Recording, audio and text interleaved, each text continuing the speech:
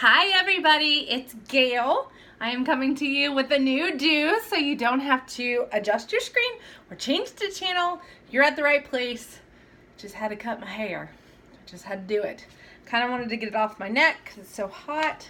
And yeah, so let's see. I want to give you guys an update. So the last time that I came to you guys, I was sharing to you all about self-diagnosing myself with inappropriate sinus tachycardia, which means that from the moment that I step out of my bed, my heart rate is always over 100.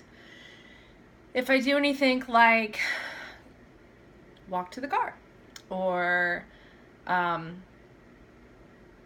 anything, cooking, anything that is other than laying my fat butt. I say fat because I clearly am still struggling. Anything that is more than just laying around, then my heart rate goes over 100. So it can be 120. And if I do something like a really fast-paced walk, or let's just say the other day when Brianna was at the trampoline park with my brother, of course I'm going around filming, and it was up to 130. So sometimes I'm standing in church just worshiping and it's 140. So it goes all the way up. And when I was doing all my walks, it would go up to 200. Right now it is 127 just standing here talking to you guys because I'm actually standing up, and you should see my little setup that I got going on here. I'm standing on like a stool so that way I can get good lighting from my window. And anyways, so I went to a second opinion doctor, same practice, just another doctor. So let's kind of like rewind a little bit and let me explain if I have the time. I don't know if I have enough footage on my phone to record and explain. So probably I had my surgery in May of 2018. I had open heart surgery to remove a tumor. And about in July, I guess, was about the time frame that I kind of was going outside and doing all my big giant walks, and I was approved to do all of them. And then I just felt like I was ran over. I felt like my body was beat up. It was hurting badly. Like I felt I have bruises all over me. And that's not normal. And so that's kind of when the journey began to figure it out. I also felt some weirdness in my chest, weird heartbeats and all that stuff. So they did a Zio patch, which is a 2-week heart monitor that goes on you to just figure that out. And so he just said, yeah, there's some weird things in here, but it's only for a little while. And I didn't think anything of it because he's a heart doctor, and you got to trust the people that you're going to, and I do trust him. So then let's go to rewind to May or get more current. May 2019, it's a follow-up to make sure that the tumor has not regrown. I did the echo, it didn't regrow, and I'm still having the crazy heartbeats. And if you guys follow me on Instagram, you would see all of that stuff because I was sharing it every day. And that day I had an echo at 8 o'clock in the morning. My heart rate was 125 when they started that test.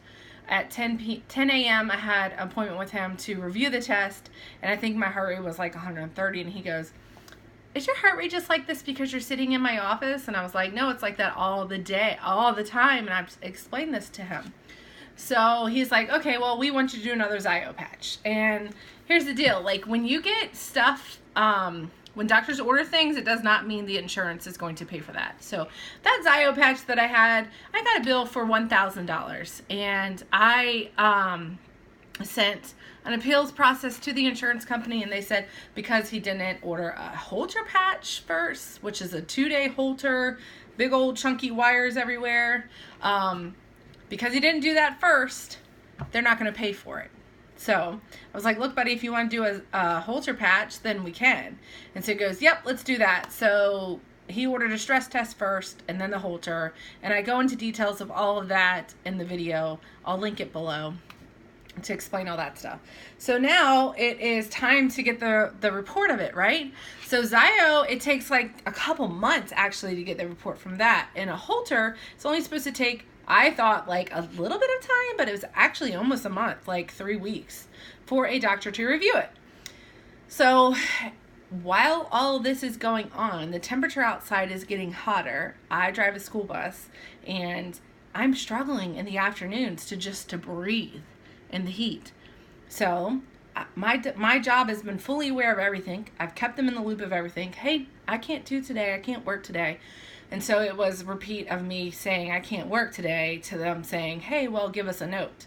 So I had to go in and be seen to get a note at the heart doctor place. And it's hard to get to appointment to see your doctor. So just saw the nurse practitioner. And she had already got to see my Holter patch results, but they haven't been read in by a real doctor. So she said, you know what, this is what I believe is going to happen. You're going to have to see EP, which is one of those things where they go into your heart with the wires and they test why it's misfiring. And you're probably going to have to get an ablation and probably get a pacemaker. So that's what she said. And then she says, I see you have an appointment with another doctor who you've not seen before, June the 11th. And I said, yeah, he's kind of like my second opinion. And she's like, yeah, I think you do need a second opinion. But this guy doesn't even specialize in the heart rhythm. So this really might be a waste of time. But she said, but he is the head of cardiologists for that area that I was going to, Virginia Beach. It doesn't matter to you because you probably don't even live in our area. But I was like, she's like, if you see him, he can snap his fingers and get the report. Like get you to see those people right away because it's like a 2-month waiting period. So I was like, okay, so I ended up keeping the appointment thinking it was going to be a waste of time. So I went in there with my surgical notes because it takes them forever to find surgical notes from a year ago at another practice. So here's my notes. And then he was like, oh, have you done a Holter test? Have you done this, this, this? I'm like, yep, done all of those things. So he pulled them all up and then he was like, So here's where the details. Here's the details. Ready? Okay, so here's your heart. It's got 4 chambers. 1, 2, 3, 4. My tumor was in the left side of the top chamber. The right side is the sinus node. It's where it beats, beats, beats, beats, beats, beats, beats. Well, the tumor was gigantic. Like, I remember him saying baseball, but I thought that would be kind of weird to put that out there. So he did say large lemon. So a lemon. It's the size of a lemon. Sitting here in this. To go in there, it would interfere with the tumor and it could have broken off and go into my bloodstream. So they cut from the right side through the beat, beat, beat, beat, beat, the drum maker, the heartbeat. Through that side, they cut through there to get to this side. They bagged it up, they removed it, and then there was more traces of the tumor in there. So they kept cutting and cutting and cutting and left a gigantic hole in my heart. So then they went somewhere down here in one of these heart chambers areas, and they grafted a thin layer of the heart material to cover up this patch. And so, if you're familiar with hearts, they have veins, they have electrodes, they have all these things that control your heart. Well, they cut through all of them, and then they patched it with heart material, however it's different. So it's like you have a hole in your jeans, and you want to take this material of the shirt and patch the jean. Same clothes, same category, different material. So that is why I'm having all the issues that I'm having. Here's more things. So yes, I do have inappropriate sinus tachycardia. I have been diagnosed with it. That's when, right now my heart rate is 133, just standing here, y'all. It's when your heart rate goes crazy high and you have a hard time breathing. You feel like you're running on a treadmill all day long.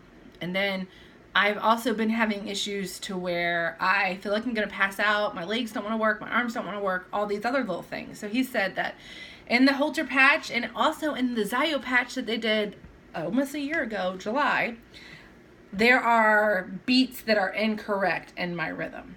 And he believes that that is causing me the pass out symptoms, the crazy headaches, just craziness stuff.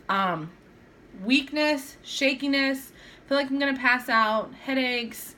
I also get these flutter kicks that I can kind of feel in my throat. These are the things that have been going on. And so he's like, I want to insert a loop recorder in your chest And that is also a heart rate monitor, and it would stay in here, he said, for 2 years, and it would record all of the problems. So I don't know all those details to it yet, because probably the insurance is not going to cover it anyways, right? So with inappropriate sinus tachycardia, I have tried the beta blockers. I have tried the calcium blockers. I do have high blood pressure. It does control the calcium blockers don't control my blood pressure that well, but I'm stuck on the calcium blockers right now because they don't want to switch everything too fast. So they're not working for this crazy heart stuff. So he has prescribed me almost 14 days ago Ivabradine. So it's Ivabradine, I think it's how it's spelled, but there's a C word for it, Corlandonor.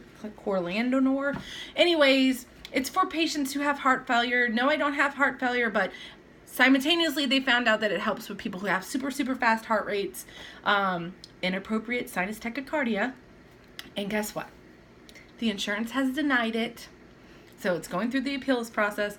And on Tuesday, like in 2 more days, it's going to be 14 days that I still have not had this medication.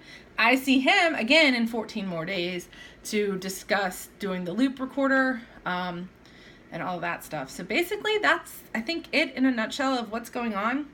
I have not got paid for 2 months because I'm working in the mornings, but I haven't been working in the afternoons, and it's just been covering my health insurance, which I'm grateful for, but stress of not having money come in to pay the bills doesn't help. So this is what's been going on in my life. And I think that's it. Hopefully that's helpful to you if you have myxoma and you've passed your 12 months and you're going through these crazy beats. But most cases with myxomas, the majority of the cases, the tumors are teeny, teeny, teeny tumors. They go in, they take the tumor out, your heart goes back together, and it's a perfect heart. But it's when the tumors are bigger that they have to go through, cut it, and leave a patch. It's when they leave the patch, from what I'm understanding, is when it causes all the other issues. So I hope that explains everything to you guys, and that's why I've been so quiet lately, because I wanted to share, but I just didn't know how to share, and it's just so much details. And honestly, if you're not going through it, people don't really care. Okay, so I can explain all this stuff to people, and then they just are like, don't care, because it's not happening to them. So that sucks too, because it's like nobody ever to talk to about how you're feeling. So you want to talk to me and you're going through this, just reach out to me. Have a great day, guys. See ya.